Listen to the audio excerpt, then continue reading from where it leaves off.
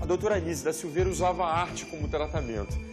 Acreditava que a pintura mostrava mais do que qualquer outra atividade porque trazia retratos do mundo interno do pintor como se fosse possível ver através de frestas o que se passava na mente do portador de transtorno mental.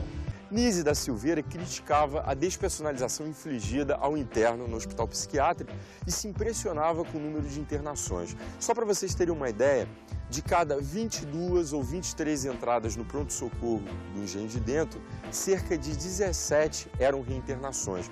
Será que a situação mudou? O que mudou?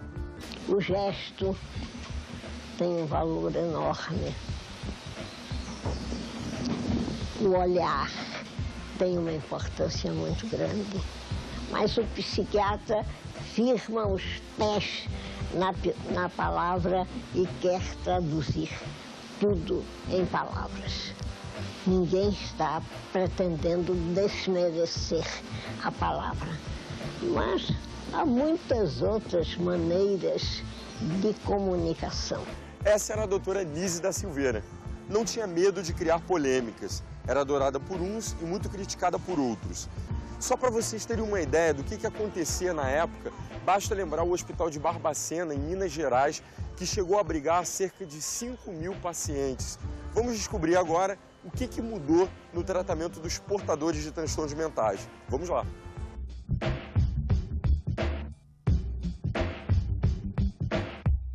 Quem vai me receber é Fernando Portela Câmara, médico psiquiatra, conviveu com Anísia da Silveira e escreveu 2 artigos sobre o trabalho dela. Quais eram os maiores problemas nos tratamentos psiquiátricos naquele momento, naquele período em que Anísia da Silveira trabalhou? Quando a Anísia começou a sua carreira, a psiquiatria ainda não estava desenvolvida o suficiente. Então, os tratamentos eram tratamentos que não tinham ainda uma consistência, no sentido de estabilizar os doentes mentais, no sentido de fazer com que eles pudessem viver socialmente sem dificuldades, sem problemas. A doutora Anísia era contra a lobotomia, a insulinoterapia, o eletrochoque.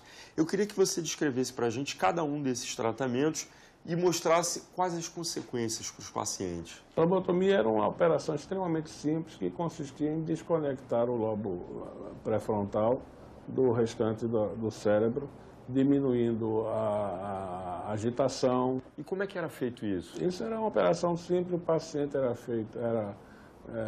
ficava sentado ou deitado e o médico fazia um estilete debaixo da pálpebra, acessando o cérebro ou pelo nariz, e aí ele simplesmente destruía uma parte do cérebro, deixava o paciente numa situação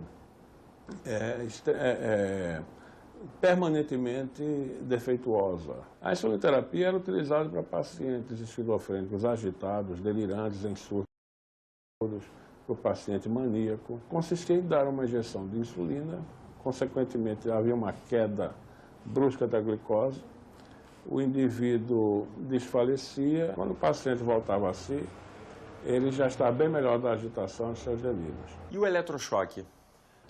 O eletrochoque, que hoje se chama eletroconvulsoterapia, era o mesmo procedimento.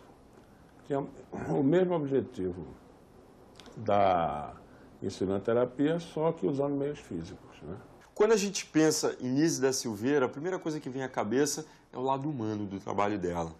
Onde é que a ciência estava presente ali? A Anísia foi basicamente uma terapeuta ocupacional que introduziu a arte-terapia, a laboterapia e uma série de modalidades de tratamento que ocupavam o paciente e, com isso, buscava-se a sua ressocialização e a sua melhoria do ponto de vista de utilizar melhor suas reservas psíquicas para o seu funcionamento diário. Vamos falar um pouquinho de pintura. Como é que um quadro, como é que a análise de um quadro pintado por um paciente com transtorno mental pode fazer com que se compreenda aquilo que está pensando, que se passa na mente dele? Ela não contribui para o diagnóstico, mas ajuda para nós entendermos como está funcionando a psique dele. Os símbolos, a capacidade de organizar o espaço, a capacidade de lidar com cores, né, etc. E isso pode ser útil para se terem uma ideia de como está a mente daquele indivíduo e até acompanhar ao longo do tempo, pela sua produção artística, como evolui durante um tratamento, né, a sua psique. Fernando, muito obrigado pela entrevista. Queria estar aqui com você. Eu que agradeço.